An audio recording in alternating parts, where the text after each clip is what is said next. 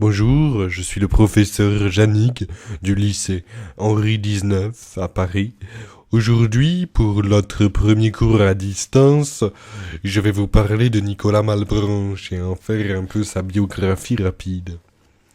Nicolas Malebranche, né à Paris le 6 août 1638, où il est mort le 13 octobre 1715, mêmes années de naissance et de mort que le roi français Louis XIV, est un philosophe, prêtre oratorien et théologien français. Dans son œuvre, il est amené à synthétiser la pensée de saint Augustin et celle de René Descartes. Il y développe également une pensée profondément originale, d'une grande unité conceptuelle, qui intègre les nouvelles sciences de l'époque tout en se voulant conforme aux dogmes du christianisme.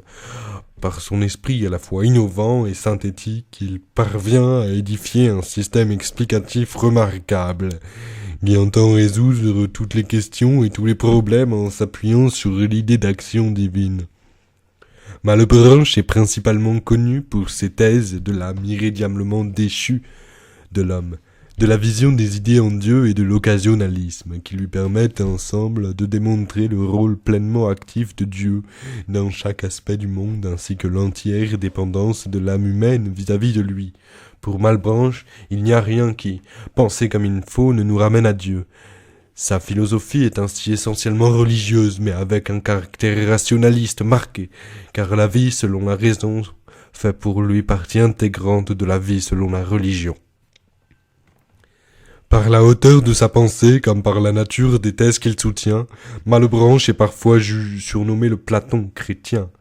Mais les conséquences théologiques et morales qu'impliquent ses écrits conduisent à ce que sa doctrine soit souvent jugée sévèrement par les clercs et laïcs de son temps.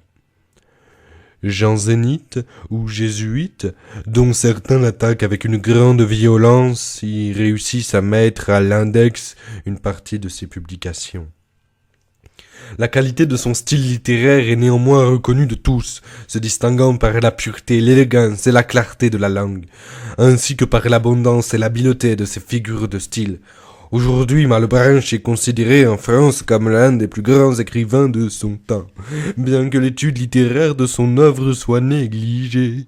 Sur le plan philosophique, il est également qualifié de plus grand métaphysicien que la France ait jamais eu.